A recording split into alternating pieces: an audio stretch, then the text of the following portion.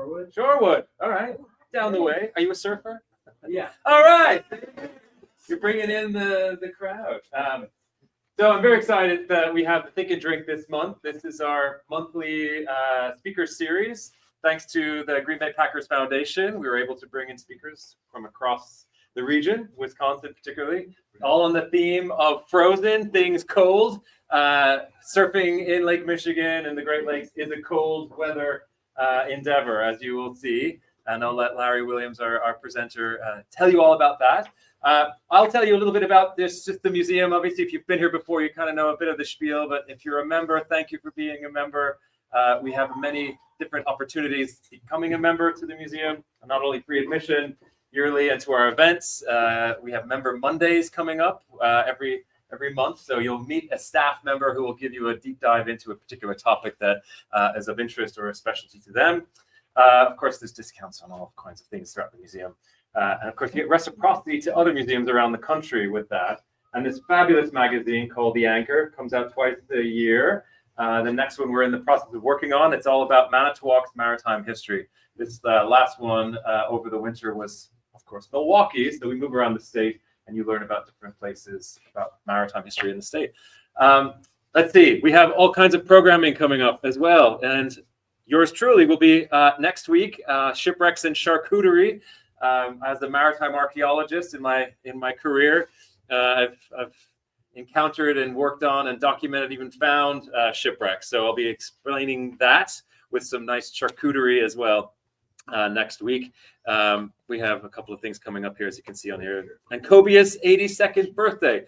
So I'd be remiss if I didn't mention our lovely 313-foot long steel submarine out here that's on its way to Sturgeon Bay for a 6-week spa treatment. Hopefully only 6 weeks, but it'll be towed up in September, first week of September, to Fincantieri spaceship for full underhull restoration, cleaning below the waterline, repainting, and it's $1.5 million project. And we're coming across the $1 million mark right as we speak. Not quite there yet, but almost there. So we're in the final push. So if you would like to learn more, plenty of information at the museum front desk online as well. But it's a big thing for us to do. So it's been almost 30 years. So more to come on that. But I also want to introduce our newest, well, actually not newest, you're now second newest employee here at the museum. Alexandria Boley is our new education and programs coordinator. Welcome, Alex. And I'm going to turn it over to Alex because Alexandria is going to end up introducing our speaker, Larry Williams, and you'll be hearing a lot more from Alex over the years to come and months to come. Manitowoc's very own, I understand. Yep. So with that, I will turn it over and step back and bag off on the computer there. Yeah. You can be seen. Yeah. Hi, everyone. As Kevin said, I am the new programming and education coordinator, so looking forward to seeing lots of you at future events. But to start things off, I'm going to introduce Larry Longboard Williams. He has been surfing in the area and all around the world for the last 50 years, and he is going to share those experiences with us today. Larry, if you want to come up.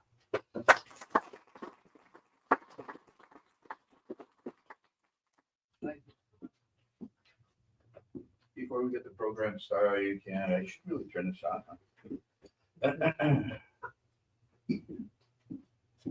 Can you hear me now? No, you can't. No. I can hear you.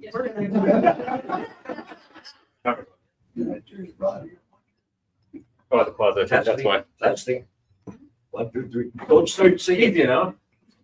It's karaoke night. Catch your wave and you sing. You might want to start the movie too. Before we get started, I'd like to make a presentation at the Wisconsin Maritime Museum. Maddie, would you step up here a moment? This is my dad and my daughter, Maddie Williams, 23 years old. She's been surfing all her life, and she's made my life interesting. You'll hear some stories as they go along about her. But Kohler has an artist and industry program where you can make China clay, porcelain, pottery. If you're a renowned artist, they select only a few artists a year to come in and work, sometimes up to 18 weeks, sometimes 18 hours a day to produce as much art as they can in either porcelain, China clay, pottery, in cast iron or brass. So I got to be good friends with Natalie Clark, international award-winning artist and a model from London, England. Real hard to get friendly with a model. And with all my work with her, her first exhibit was in Dallas, Texas, the biggest art gallery in Texas. And I narrated that exhibit for her and surprised her with a narration for that. So you'll see that cobalt blue ceramic porcelain China clay pottery wave here, and Vanna White will point to it.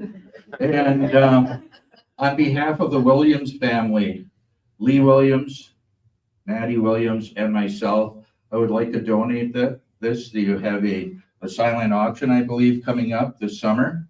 And I'm sure I hope you put that up for the silent auction, and it brings the value that you're looking for.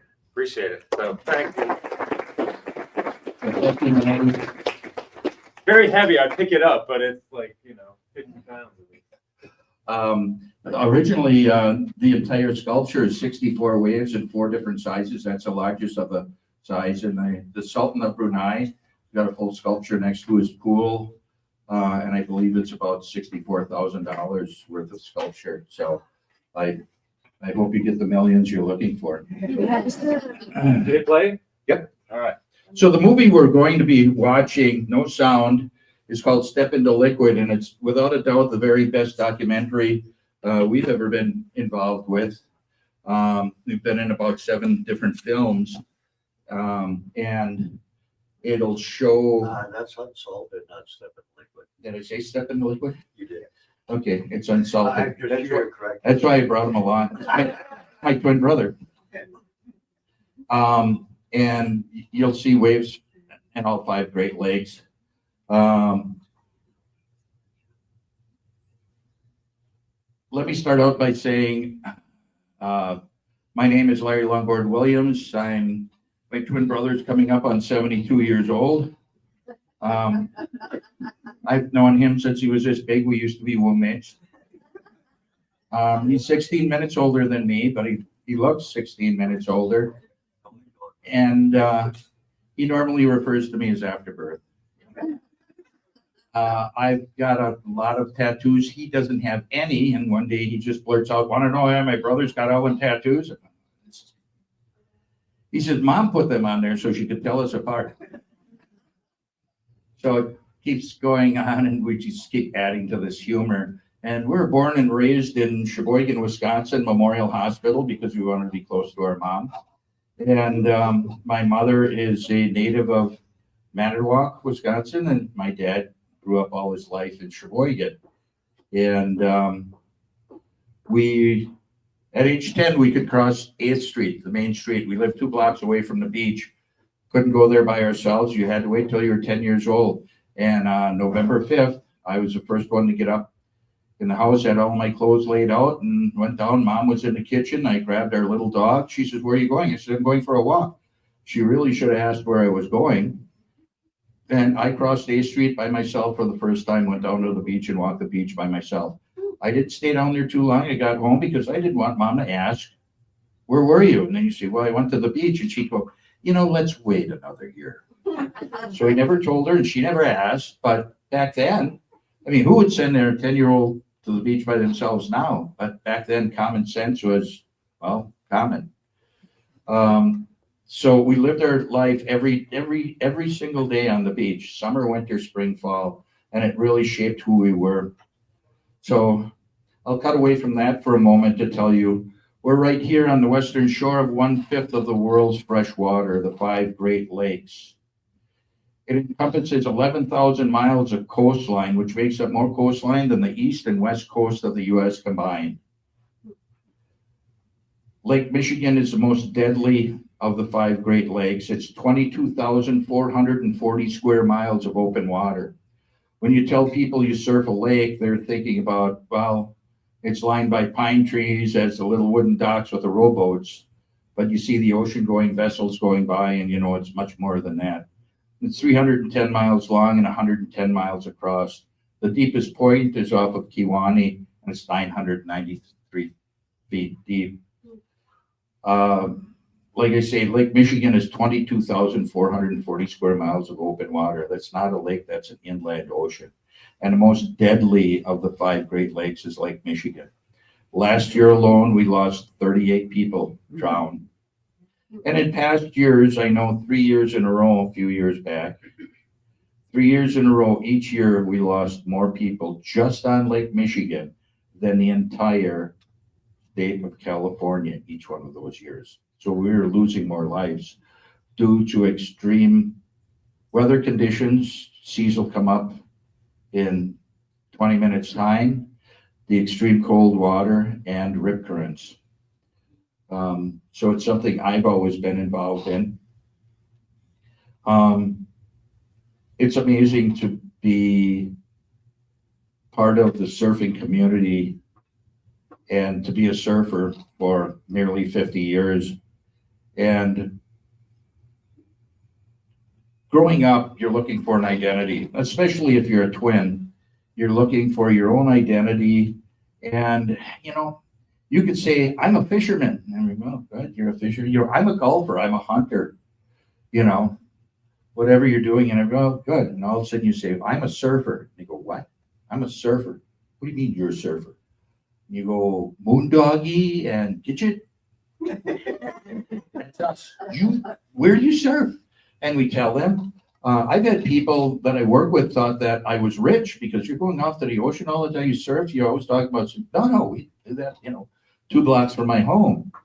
And to have that identity early on in middle school and high school, it's just amazing. And then you think about the moniker of a surfer. Who's a surfer? What's a surfer like? You think of free and easy lifestyle. You think of a hippie. And basically, the beatniks came out of the surfers. And it was this free and easy lifestyle. I don't know if you know this, but there are no laws on the beach. If they don't see you, you can get away with anything. There's some stories my brother Lee can't tell. And so doing that and living this rich lifestyle, and then my father, 27 years in the military, and he started out as saddle bronc rider and didn't do too well with that. They shipped him back home. And then he went to the Florida Keys and got every master dive degree he could. This is a picture of him, the guy off to the side with the watch cap on, and they're suiting up a deep sea diver with a brass bell helmet, the breastplate, the canvas suit, the lead boots, and they were here in Manitowoc with the Coast Guard submarine rescue. So can you imagine going down and welding up a submarine that's in distress? Or he welded up ships, and then, of course, he went out to the Philippines and Guam with the Seabees. And then after the war, he ran tug out of Detroit for a long time, and then he was first mate on some of the biggest ore carriers on the Great Lakes with the Sea Rice Coal business. And so, water runs in our veins. And it's just a very cool place to be. It's a rich history. We never take it for granted. And so when you think about how a wave is produced, it's wind driven. Here it's wind driven. It's not driven by tides and moon phases like the oceans are. So we don't have tides.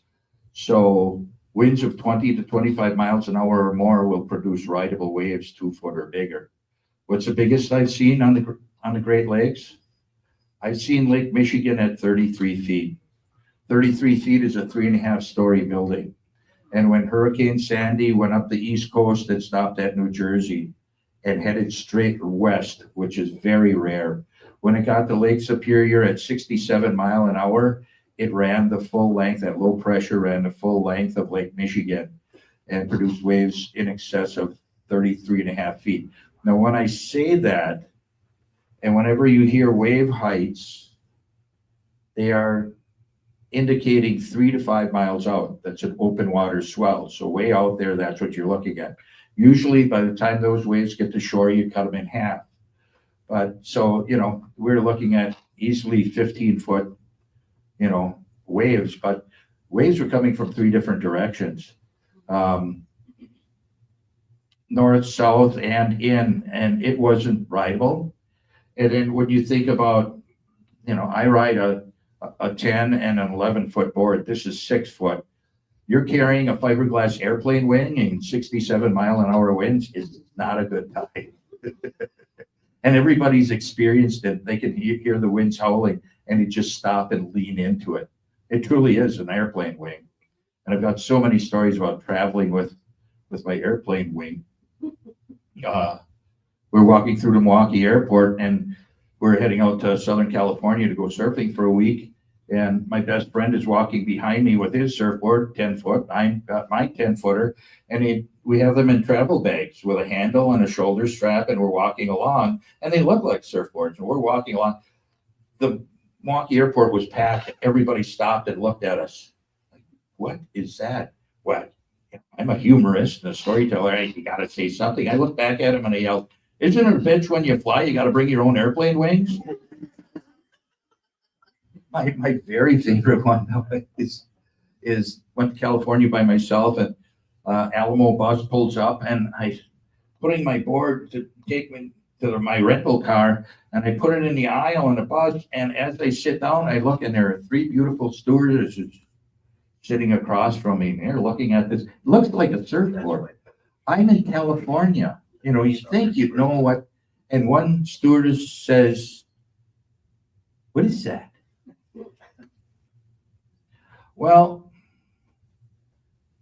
I'm a professional ironer. I'm going to an ironing competition. And the prettiest of the 3 said, we could have used you last night. You kind of want to hear that from pretty stewardesses, especially 3 of them, but not for your ironing abilities. So as we travel with these, airplane wings, and that's part of surfing, what's it like? Well, learn to walk with an airplane wing is part of it. My brother Lee comes up with a great analogy of, the 2 biggest questions are what's the biggest wave you've seen? The biggest waves we can ride out there are about 12 feet, because you figure it's a 24-foot open water swell, and the winds and the side current and everything makes it difficult. But the number 1 question, is it hard to surf? And he came up with the best analogy. He said, do you remember learning how to drive a 2-wheel bicycle? Your friends are doing it, but you were scared. I'm going to fall down. I could get hurt. How hard is it? I don't know how they do this. It's a gotta wanna factor. The gotta wanna factor. You keep trying and you fall down and you just, but you gotta wanna.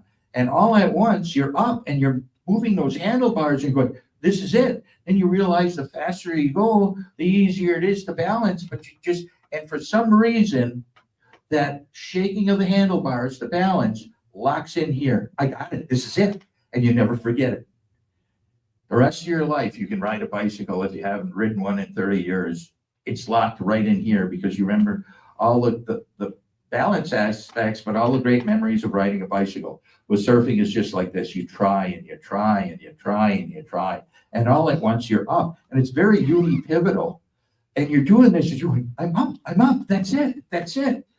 So compared to shaking those handlebars, it's a bit of your spine and a bit of your hips that you're going, this is it, I'm doing it. And a gotta wanna factor, it's, drives you even more that, if I can do this, I can do even more. And just like a bicycle, the more you ride it, the better you get. Now you can go off a curb, you can go down steps, you can pull a wheelie. Well, the more you surf, the better you get. Now, a lot of these people surf all their life and never be better than a beginner. But there's intermediate and there's advanced. And Lee will always be a better surfer than me. I'm pretty close to him, but I'll ride bigger waves. I'll take bigger chances, and I've never seen a wave too big for me. And there's times we're out there and it's monster huge. It's as high as this room. And here we can see him coming off in the distance. And when you see him coming off in the distance, you'll see wave after wave after wave after wave. And then you look and you can see above the rest of the entire lake, this rising waves.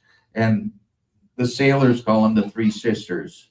There's large, extra large, and then back to large again. And you can see them coming. And you can adjust yourself. You can paddle over to where they are or, be in the middle of it. Or if they're too big, you're going to get caught inside. They're going to curl on you. You get out of their way. But there'd be times out there and I'd look at them and we call it a set. So there were times surfers would yell, set, you'd all look outside, or they'd yell outside, and you look outside, here they come. And I'd be aligning myself and Lee would look at me and go, you're gonna die. And I go, I know, but you know, we've got a motto that says if it wasn't dangerous, we wouldn't do it. So Lee and I let me back up here. A gallon of water is 8.6 pounds. So what's the weight of a wave?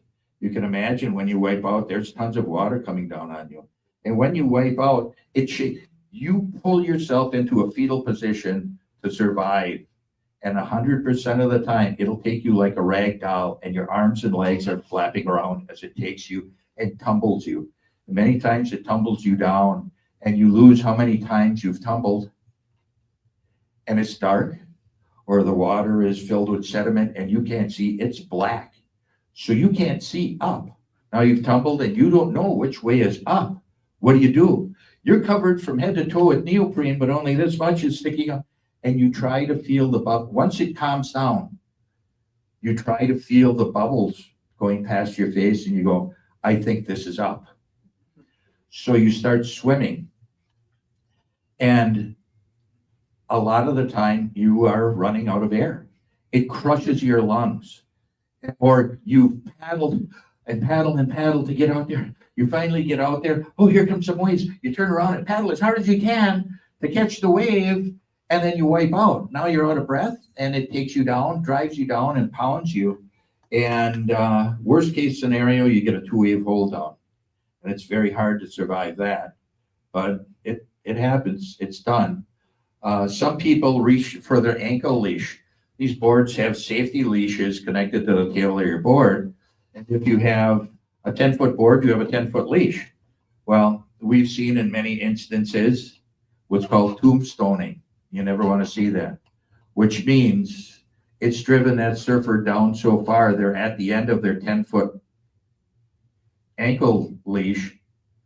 That's 10 foot, but their board is also 10 foot. They're almost 20 feet down. You see this much of the tip of their board and it looks like a tombstone. And you're going, I hope they make it. Many times you make it to the surface just in time to get hit with another wave, you know? And the biggest wave, like you say, the biggest wave I've ever ridden was 12 foot. It starts getting up over that. It gets, and Jim Hoop and Hoopinger and a bunch of the South End crew came in. And Sheboygan's the #1 hotspot for freshwater surfing in the world, if you didn't know it. And it's because we are centrally located on Lake Michigan, right in the center of that long lake, sticking 5 miles out into the lake is Sheboygan County. So we get waves out of the north or northeast if the winds are right, or we get waves out of south or southeast. So we get more waves than anybody else. And they're quality waves because we have pier mouths, we have break walls and piers, we have jetties, we have points, we have coves. So you can tuck your way in different places. And some of the biggest rideable waves I've ever seen were inside our harbor. And the day I saw the biggest rideable wave inside the harbor was the same day that the Edmund Fitzgerald went down. It was breaking out as far as the eye could see in excess of 30 feet, 64-mile-an-hour winds, and the waves would come through the opening between the piers, which sailors call the gap, and they would reform. It's choppy, it's out of control out there, but when that power comes into the harbor, it reforms into a beautiful wave. And these guys were catching 12-foot waves inside our harbor. And a Sabre-class sailboat had broken its moorings, and there was masts and hulls and debris, and they were surfing around that.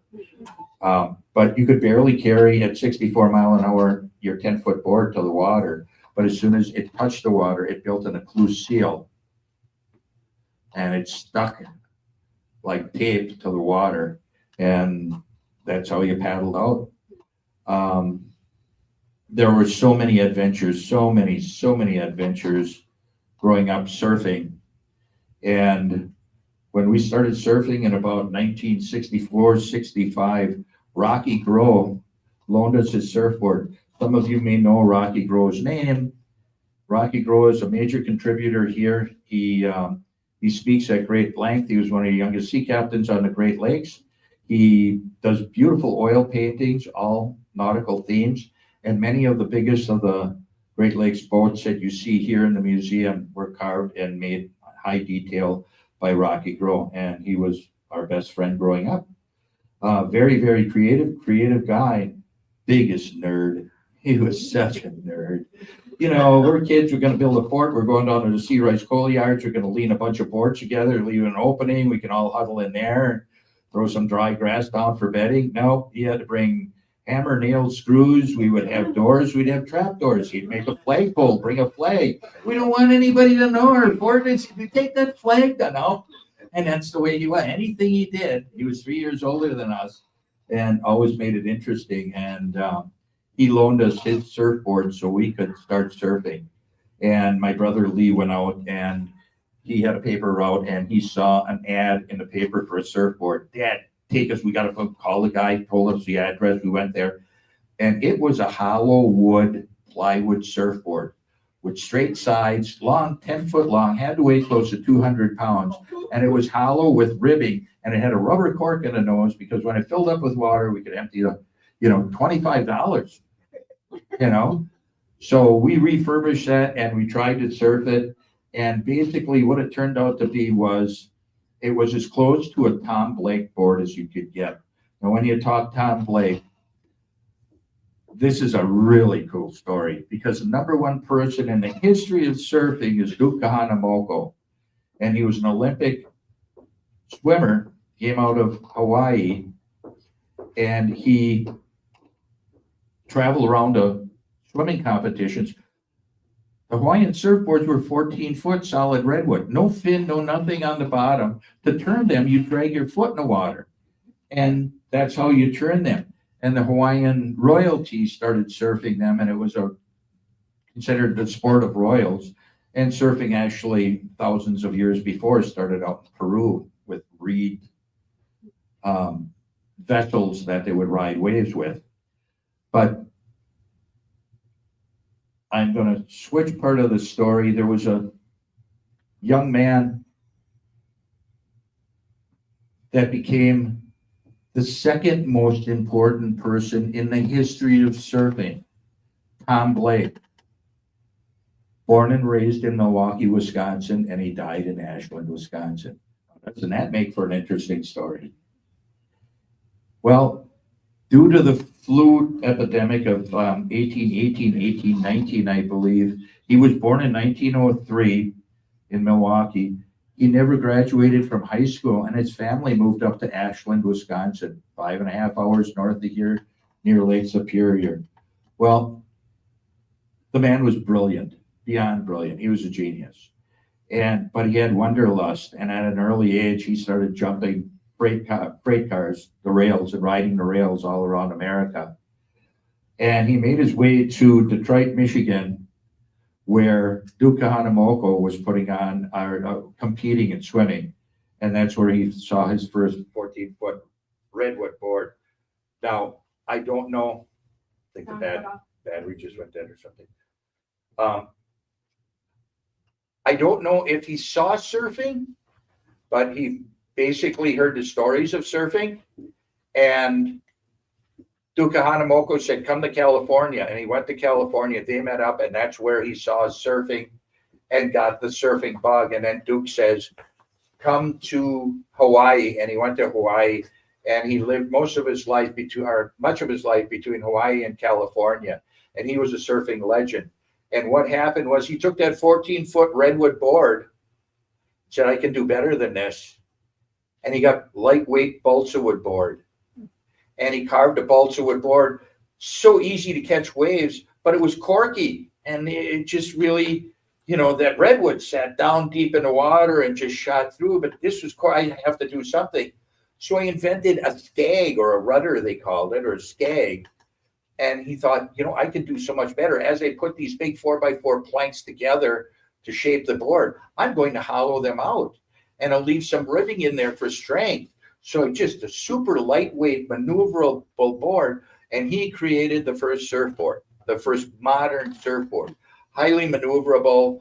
And then, of course, they were using spar varnish. Then they came out with a thing called glass wool. Glass wool was the name of fiberglass. 1930 it came out. And he fiberglassed it, and it just dovetailed on. You'll see a cutaway of a surfboard over there with a foam core. Later on, it went to a foam core. You shape the foam core, and you put various weights of glass on there. So we started surfing on an old, what was a Tom Blake board, not an original board. We wish it was, because they're worth tens of thousands of dollars. But we tried to ride it for 2 years and realized we had to get fiberglass lightweight board.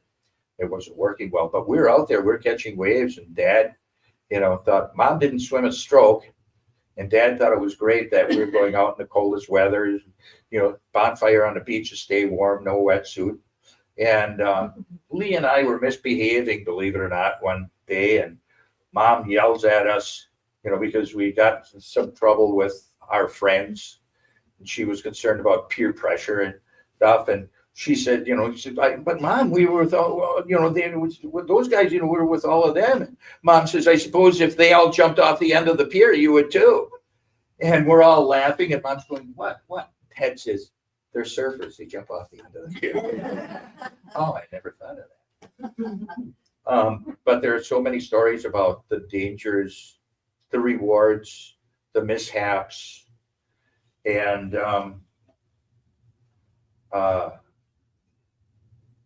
our first suits were short shorts and short sleeves, $25 from Jamaica, New York.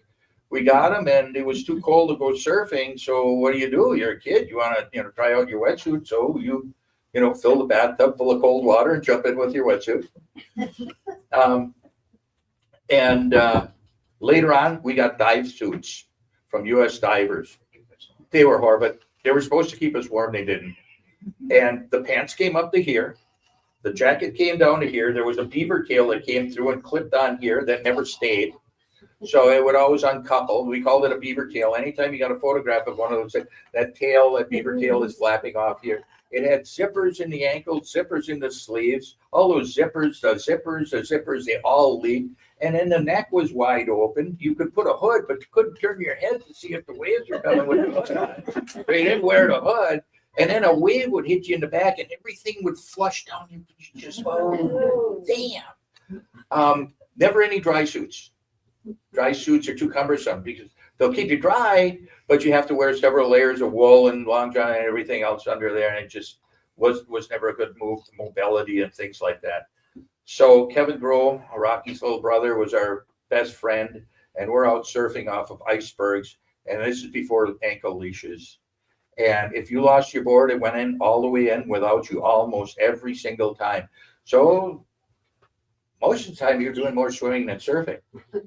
And Kevin lost his board, a 6'2" Hobie. Off it went under the icebergs.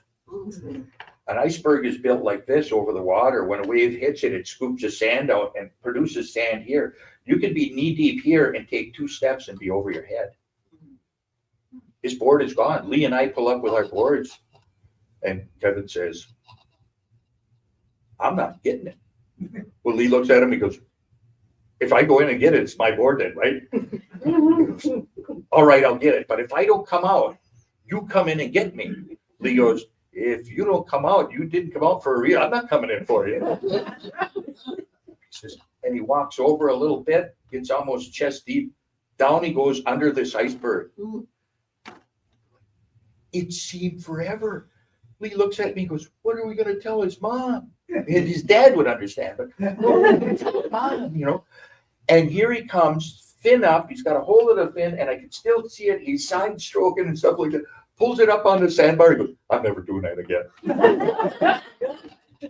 So our surf season starts in September and runs September, October, November, December, January, February, March, and a little bit of April. Then we get the doldrums of summer, because what creates the waves is friction. So it's warm, it's cold air over warm water. And as long as the water is warm and that wind creates that friction. I mean, you can have a windy day in summer and you won't get waves because the water's gotten cold, it needs to warm up, and now you got warm air over cold water. instead of warm water over cold air. So you get the doldrums of summer where you go nuts. You're repairing your board, you're doing whatever. We'd scrape we're home, we'd scrape all the paraffin wax off of our board, clean it all up, and then you get a block of canning paraffin at the corner grocery store. You take a 5-pound coffee can from Folgers, you make a spout with a vice grips, you clamp the vice grips on, and better watch it on the stove. It's highly flammable. You melt it all down to nothing. You go out in the backyard, you hold it up as high as you can so it splashes and makes all this splash. And hopefully you have somebody like your brother to take a rag and rub it in to make these swirls and more grip. And 4 or 5 days later, Dad would be screaming and yelling, "What? Were you waxing boards on the lawn?" "Yeah, well, no. Why? You were waxing boards?" "No, come out here." What would splash off the board would go onto the lawn. The lawn was so dead, it was white. And there was an outline of the perfect surfboard. So we couldn't deny, no, we didn't. What makes you think that was us? And Dad would be furious because he'd have to repair. "Don't do that again." And of course, 6 months later, "We'll do a better job. It's not going to splash." So there was always, something. In the early days, Mom insisted you can't, even if there's a little ice on the jetties or a little ice on the rim of the lake, you can't go out. So we thought, well, they take a nap in the afternoon. So, we put our wetsuits on underneath our clothes because you can't carry them past Mom and Dad.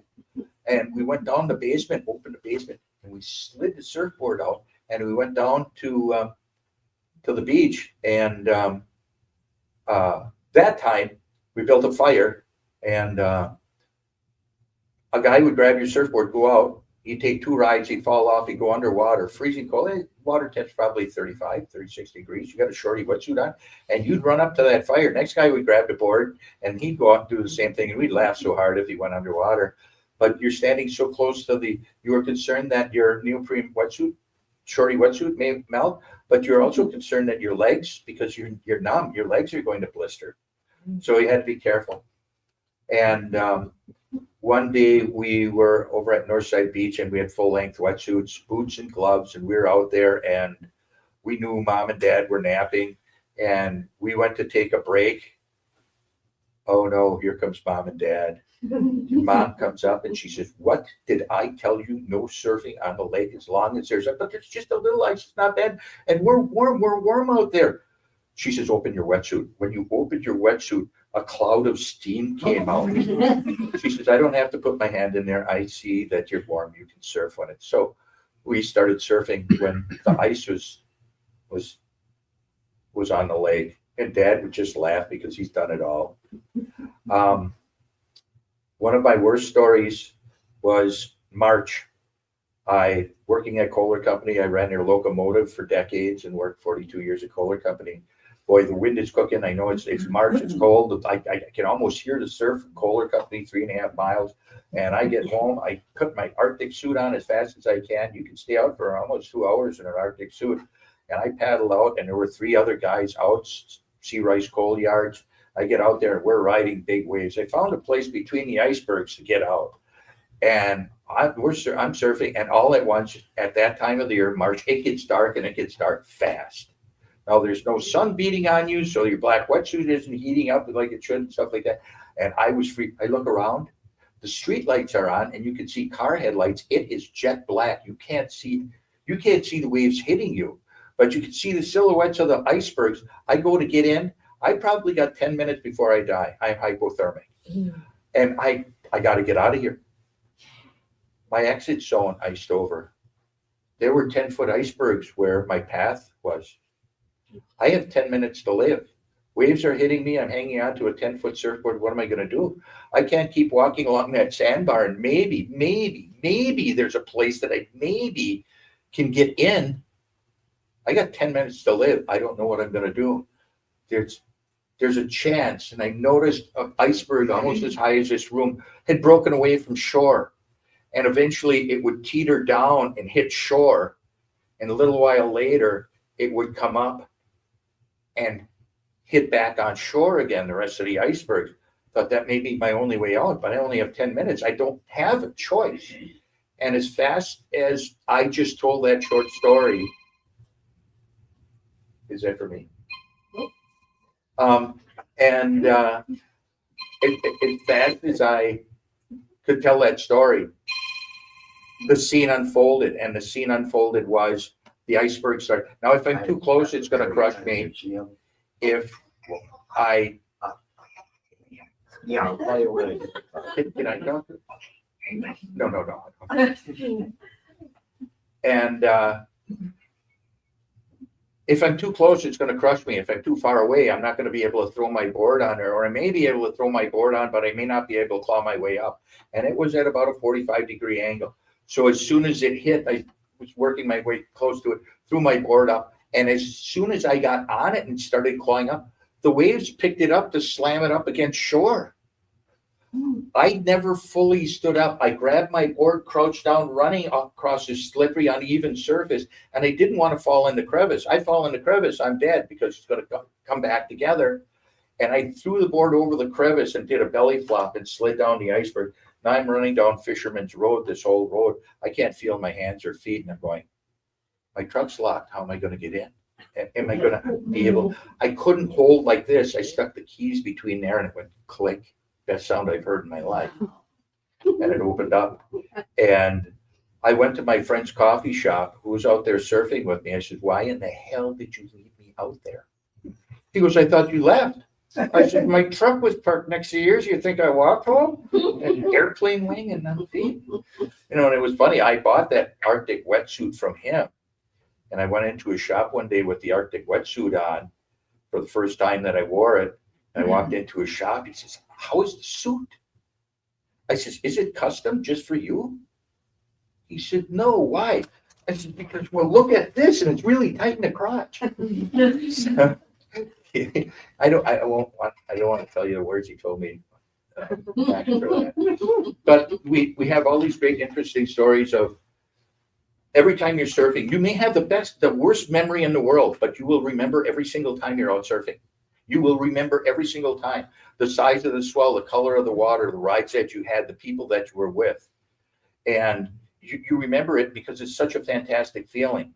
So when these waves come up over the sandbar, they rise. They're not only coming in so you can ride them, but they rise up. So they're doing two things. They're going in this way and they're going up this way.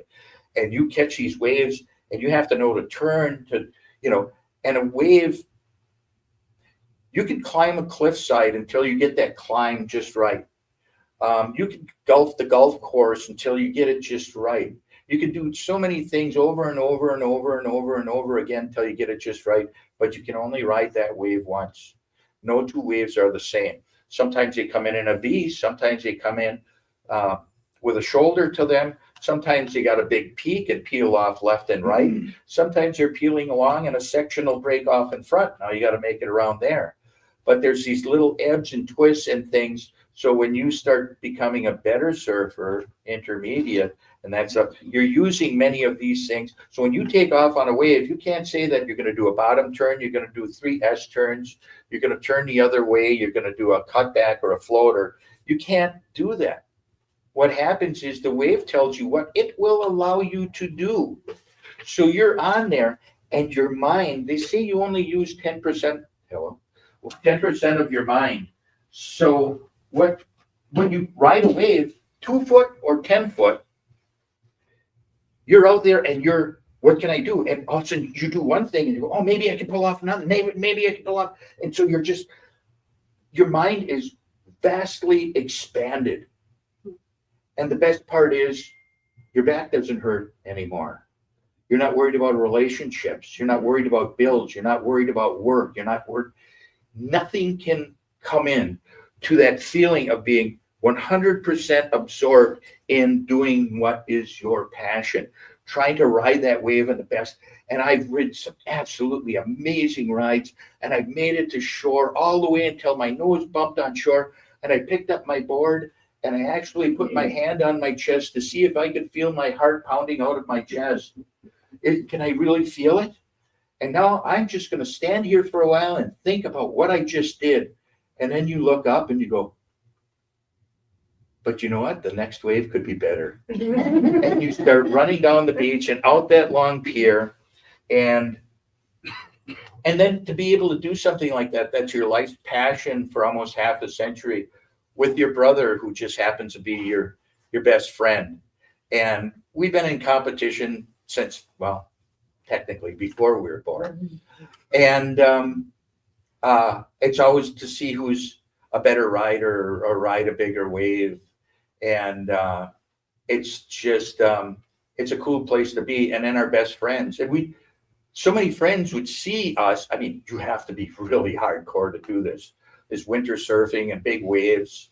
Our waves are only 9 seconds apart on Lake Michigan. On the ocean, they're 21 seconds apart, which is huge. You know, so every 9 seconds you can get pummeled with a wave if you wipe out. On the ocean, you got plenty of time to recover. And to be out there sharing this, and our friends would say, well, I'm getting aboard in a wetsuit. We'd talk them into it. We always had another motive. The motive was they'd only last 2 years, and then we could buy their wetsuit and surfboard. You know, so he kind of snagged, hey, you don't use that board anymore, do you? No, you want to buy it? Yeah, I'll give you half price. You know? So you get these great boards. And back in the day, a brand new board cost $150, and now you're talking $950 to $1,200. You know, and if you bought a brand new board, it cost you $25 shipping. Now shipping is $200. You know, it's just so to get. But once you get into it, you know, you got the proper gear. These wetsuits are highly flexible. They do let water in, and that water, when it does come in, creates another insulating factor. I'll talk about that later. So one of the stories I tend to avoid a little bit is all the rewards and all the takeaways. The friendliest surfers in the world are Great Lakes surfers, without a doubt. Some of the most friendly of the entire bunch are Sheboygan surfers, and the legendary break called the Elbow. And you go to a lot of these places, Santa Cruz, California, you go to Makaha, some of these places, you know, you're not Hawaiian, you're Haole. They're hui. You don't fool around with hui. You're paying the most amount. You don't take off on their waves. You even come into their beach. Who you? You know, who you Haole? You get out of here. You know, and they're talking pigeon. You Lolo, you come here. You know, don't get off my beach. You know, and even California, same thing. They'll beat you up, take your board, key your car, slash your tires. Well, here on the Great Lakes, it's not like that, especially in Sheboygan. I protected it. I was martial arts instructor, Sheboygan YMCA, and I fought in the tri-state area. So you don't want to be messing with me. You come here to have a good time and share what you have, because that's what life is all about. Life is about sharing everything that you have, because otherwise, what good is it? By saying that, if anybody's got any extra money. So I'm leaning against the car. I just got out of surfing. There's 4 guys out there, and it's a beautiful, warm day. Waves are about chest high, and I just got out of my wetsuit into some shorts, opened up a beer, and a guy pulls up. He says, I can't believe this place. I can't believe this place. This is gorgeous. This is unbelievable. I says, where are you from? He goes, Boston. He said, I surf Boston every year. He said, I go out to Boston. I know Boston. I mentioned all these. I said, what brings you here? He says, I took 3 days off of work. I came here for a wedding.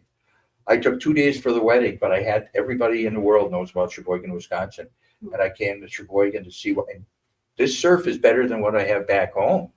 I looked at him. I said, large? He said, what? I said, large. Your wetsuit. What size wetsuit do you wear? He says, large. I reach in the back of my pickup truck, and he said, what? I said, get out there. This guy stripped down almost naked as fast as he could. And he couldn't get to my wetsuit. I said, longboard or shortboard? That's a shortboard. I have, 9, 10, 11-foot boards. There's 3 boards here. Those boards are mine. Which one? Oh, I'll take that. She's always been a longboard. I'll take that one. He goes, okay, I'm going to paddle out there. Who do I watch out for? He says, what do you mean? Well, I'm going to paddle out there. They don't know me. Who you? What you doing here? Why are you on our waves? Get out of here. I said, no. Let's show you Wisconsin. Friendly place. You go out there, tell them where you got the wetsuit, where you got the board from, where you're from. You borrowed this, and how excited you are. and they're going to be your best friends within 3 minutes. And they were. And they're going, take this. They weren't surfing. They were take it. This is your wave. Come on. And I said, it's bragging rights. And he came up and he says, you were right. These fabulous people, nice people, great waves. And he says, and you're cleaner when you get out of the water and when you go in, it's not like the ocean. And I said, we only have one problem. And he goes, I knew there was. What's that? I said, well, we all stand around and tell stories afterward, and you didn't bring beer, and now you're going to have to drink our beer. So he understood. I said, now what lesson did you learn? I said, isn't it much better when you're surfing with friends and meet new people and share what you have? I said, you take that back. You told me you grew up as a little kid, surf club, didn't go to surf club all your life. You take that back home and tell them about, we often use Hawaiian terms, so it's the aloha spirit. The spirit of hello, goodbye, peace, and love. Aloha means all of that and more. But it also, they throw out the term ohana, and ohana means extended family. And I said, now you're ohana. You felt the aloha spirit, and now you're ohana. You're part of us, your family, And he was just loving it. And I'm sure he went back home and had some good stories to tell. So the story I've been avoiding, so I'll get by. So I got custody of my only child, age 10. And at age 10, he was ranked 22nd in the United States for surfing. That's his trophy in Northeast Regionals of Montauk, Long Island, New York. And later on, he went out to the largest amateur surfing competition in the world for an entire week at Cape Hatteras, North Carolina. But we surfed the competitions throughout the Great Lakes with Eastern Surfing Association. I was a professional surf judge with them, a paid surf judge. And if he got enough points, he could go to the regionals and then to the championships. And I was just getting divorced. He was 10 years old. We surfed for 5 hours on a big north side beach. And I took a break. And I just cracked open a soda. And this woman said, those 2 kids are going to die. I said, what kids? The waves were hitting the side of the pier and going higher than our 6-story lighthouse. Now, keep in mind, a gallon of water is 8.5 pounds. How many tons of water are being up into the air and then down? These 2 11-year-old boys were trying to make it out to the end of the lighthouse. Holy moly. I ran down to the phone booth. I called 911. And after they heard my description, I hung up and I realized they weren't going to make it in time. And I had to run. Block after block after block to get out there. And a wave hit me, knocked me off my feet, injured my hip. And as I get up, they're almost near the end of the pier. They got hit with a big wave and they were washed into the harbor. I went down, I climbed the ladder down after them, and they were pretty far out there. And this kid is swimming and I'm yelling, swim, come on. And I swam out after him. I grabbed him, pulled him in. I said, stay on this ladder. Do not move. The next kid I'm watching, he's got his face down and he's not putting much power into it. And all at once I see him stop and I think he's going to, and he goes limp and he goes, I swam out after him. I went underwater. I got him. I swam in. I put him on the ladder. I put my arm through the ladder, this leg and this arm around him, and I'm waiting for help. And every wave that hits the pier is going 6 stories high and coming down over tons of water on top of us. And one boy looks at me and says, I can't hang on anymore. I says, I have you. He goes, no, I can't breathe. I got to get him off there. This isn't going to go well. I says, hang on to this ladder. I'm going to go up, take a look. And I tell you to come up. You come up first. You come up second. Coming up second meant you were underwater anyway. Chances are you're not going to make it. I'm going to put you on the leeward side, but at least I can save one of you. When I went to take a look, a big wave hit. It was like looking into a fire hose. It stretched all the tendons. I suffered for a week with stretched tendons in both arms, and I folded my eyelids backwards. And as it subsided, I started coming up. I said, okay, come up now. And we linked arms together, and we're coming off the pier. We're running. As I look up on the hillside, police, fire department, sheriff, rescue divers, Coast Guard, ambulances, and tons of people, because it took a while to rescue these two boys. And all at once, we all three saw it and felt it turn in the biggest, blackest wave, just mammoth. I said, stop and lean into it. And we stopped, we leaned into it. It slid us all to the edge, and we almost lost the weaker of the two boys. And I said, let's move a little faster. Now, I was a single parent, and as a single parent, you're a mom and a dad. So you're doing the cooking and cleaning, and you're doing all the compassion and caring of a mother, but the sternness of a father. And my son was quite a character. He was a surfer all his life. And so I had to be stern with him. But I would give anything for a hug. I would give anything for a hug. And I worked my whole life for a hug. And we're almost off the pier, still in the spray. And all the ambulances, the ambulance attendants and the police and sheriffs were waiting just outside the spray. And I knew that I wasn't going, they were taken away from me. And I, maybe never see them again. And there's a thank you for saving my life. Thank you. I said, no. I don't work for thanks. I work for hugs. Before you leave me, you're both going to end. We just, in the spray, we would have made a great movie. We're hugging and got out of the spray, and they grabbed them.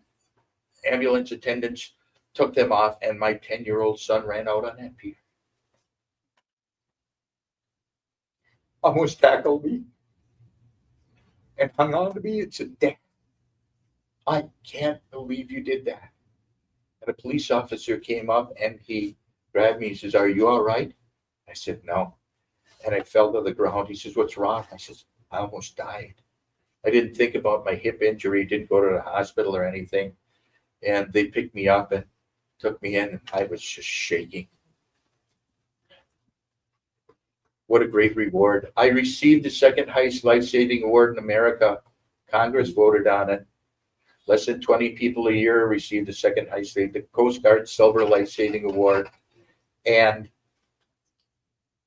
I was nominated for the Carnegie Hero Fund Award from the President of the United States, and I would have received $3,500 along with it. I was more excited about the $3,500 and meeting the president, because you know how many surfboards you could buy with it. So that's the great reward in my life, and U.S. Army Corps of Engineers did a film documentary about it. The sad part is 4 years later, my son was killed right in front of me. So I remember that hug. It wasn't a surfing accident, but somebody took his life, and at age 14, we were connected at the hip. It was just him and I living in a 2-story home near the beach. So to see his trophies around the house, there's photos and things like that. I did one of these at our museum in Sheboygan, and a young man came up and said, my dad knew Tanner very well, and he had so many great things to say about him. I would, once a year, I'd get him private skateboard lessons from Tony Hawk, Christian Asoy, Eddie O'Gara, and Ken Park, the biggest and best names in skateboarding. And he was an outstanding BMX rider and a tremendous kid. So I'm winding this up. What we're going to do is you each have raffle tickets. I have 3 books here. The book is, it's been written by Bill Pavletich, an award-winning producer, director, and writer who's been nominated for an Emmy and won a Peabody Award for Rwanda Will the Scars Ever Heal. Before he wrote that book about basically the biography of becoming internationally famous in the world of surfing while growing up in Sheboygan, Wisconsin, a funny place with a funny name. I think Sheboygan, Wisconsin, Sheboygan isn't a funny, Manitowoc is a funny name. Waialiga, all these other things. So Sheboygan's not a funny name. But the book took 2.5 years to write. I've got to tell you this story. Leo has told me don't do it, but I'm going to do it anyway. If you get the book, one of the first pages, you'll see 5 surfers here. we're 14 years old, except for Rocky. He's 3 years older than us. You'll see us with suits on, medals on our chest. What happened was we were walking down the beach, and right by Optenberg Ironworks, we see, say it was November, and deer are in rut and the whole thing like that. We see what seems to be a deer out there. So we're picking up stones and rocks and we're throwing them. And it was probably the length of this room, and we're not getting too close, but we're trying. We're kids. We're going to chase this deer out of the city limits, you know, up the beach, and we're throwing as hard as we can. And one guy yells, "Stop throwing rocks. It's a body." It's a body. And it's like, just then the current rolled her over. It was an old lady. She was in a wool floor-length coat floating out there. And I'm going, I didn't want to touch a dead body. I just, you guys go get her. I'm going to call the police. I ran inland, pounding on doors. Back then. You simply dialed operator and said, you know, we're at the end of Clear Avenue. We're retrieving a body out of the lake. Send help right away. And by the time I got up there, she was still alive. Mm-hmm. Due to Parkinson's disease, she became disoriented and wandered out into the lake, fell over and floated off. Wow. Stripped her coat off of her and we covered her with all, and oh my God, you know, off they carted her, and, you know, we're all in a police car. There's 5 of us in a police car, and we pull up to a stop sign and we're waiting and we're all soaking wet. And Kevin Gross says, "Hey, look at those 2 people in the car next to us. They're looking at us like we're all under arrest. Everybody, wait, everybody." The cop is just laughing. We get down to the police station to fill out these reports. And Kevin says, "I got to call my mom. We're going to be late. I have to tell her, hi, Mom, we're running late. I'm calling you. We're at the police station." No, Mom, no, Mom, will you just listen? Mom. Police officer says, "Give me the phone." He says, "Your 2 boys are heroes. They saved a woman's life that was drowning out into the lake. They have," and you hear her go, "Oh my God." He didn't want that either. "Mom, I'll be home a little late." I'll see you, stuff like that, right? So basically, we got gubernatorial awards, we got mayoral awards, and this is a photo that made every major newspaper in Wisconsin. The VFW in our town had a banquet for us and gave us medals. Now, we didn't tell anybody we were throwing rocks at her. Who gives people medals for being shitty shots? You know? The crux of this book is it was 18 and a half hours of interviews, recorded interviews. Before he wrote this book, he wrote the history of the Milwaukee Braves. After this book, he wrote the history of the Green Bay Packers. 18 hours of interviews, 2.5 hours or 2.5 years to put this together. Now, keep in mind, we've been in a bunch of movies. I mean, featured guests 3 times on NPR, Good Morning America, Today program, MSNBC Nightly News, Reuters News Service, all of this stuff, because we ran the largest freshwater surfing event in the world. And just a little story about that. We're in the end, we're sponsored for 7 years by Corona, which is out of Chicago. I get a phone call from Corona. They said if 4 years in a row you can get the Sunday edition front page of the Sunday edition of the Chicago Tribune, that's huge. We want you and your brother to come down to Chicago. We're going to put you in a penthouse suite overnight. We're going to pick you up in a stretch limo. You pick out the best restaurant. We want to talk to you about sponsoring Dairyland Surf Classic. I said, I don't make any decisions unless I talk to my brother Lee. I'll call you back. I call him. He goes, "Wow, that's huge." Yeah, it is. He says, "Do you really want to go to Chicago?" I said, "Not really." He's call him back. Have him come to Sheboygan. They bought us burgers and beers downtown. Since we're surfers, we don't give a damn about. I mean, send us off to a place with great waves. We're going to be there, but Chicago downtown, and stuff like that. So the book came out. It was selected at Midwest Booksellers Association's #1 summer read. You could probably get it on Amazon. Our visitor center in Sheboygan, and Jeff Ash, who's sitting amongst us, writer for the Green Bay Press Gazette, now retired, edited the entire book. So it's always nice to see him here. And so in closing, I have to tell you one thing about this book. If you get the book or you buy the book, God's honest truth. Lee and I have never read the book. We lived the life, so we pretty much know what's in here. So in saying that, I'm going to just add one more thing before I close, is if you read the book, and in the end, if I die, don't tell me how. You can give me hints. I want hints like don't go out on Tuesday or leave her alone. She's married and stuff like that. I don't want to see it coming. Don't tell me how I die. So everybody that reads it says on a 1 to 10, it's an 8. I mean, even the Bible, isn't a 10. And I think this is better than the Bible. It's got great pictures and it tells. So it also tells about a movie that was created, Surf's Up. It's about. Has anybody seen a Sony Pixar Pictures full-length animated feature film like Toy Story or Monsters, Inc.? Yeah. We've seen that great, animation. Well, they came up with surfing penguins, and they're real people. Kelly Slater, Rob Machado, all the voice, all of that stuff. And it's a story about a surfing competition and how to learn how to surf and the whole surfing history. And it's a great, great, great story. It's called Surf's Up. And in the middle of the whole works, there's a clueless hippie chicken. So when he was creating this movie, he thought, well, I want to, a chicken to the story with all these penguins, but you think chickens, where do they come from? Well, you go, well, they come from the Midwest, but where would they surf in the Midwest? He just saw a $2.5 million movie that Lee and I are in called Step Into Liquid, Sheboygan, Wisconsin. And there's a good clip of us in there and stuff like that. He went, perfect.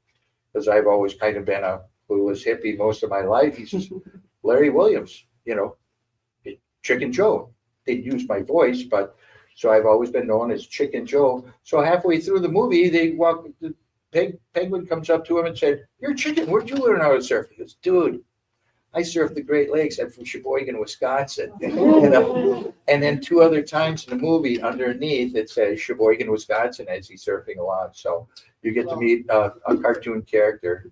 Well, I can't let him give any more of the good book because you're going to have to read it yourself. He's going to give away too much. He's going to give away all the good talking points. So let's get to the round pool. All right, let's get to the round pool. Let's go. Why are you letting me pick?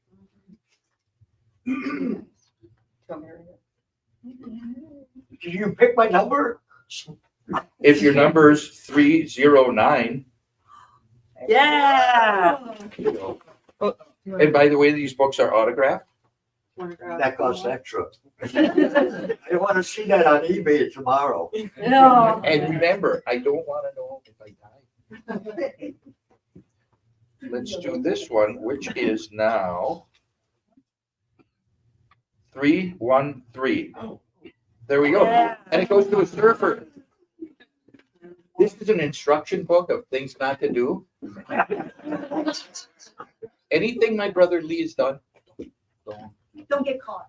yeah, there you go. Don't get caught. Didn't want to hear that from my daughter. Learn from the best.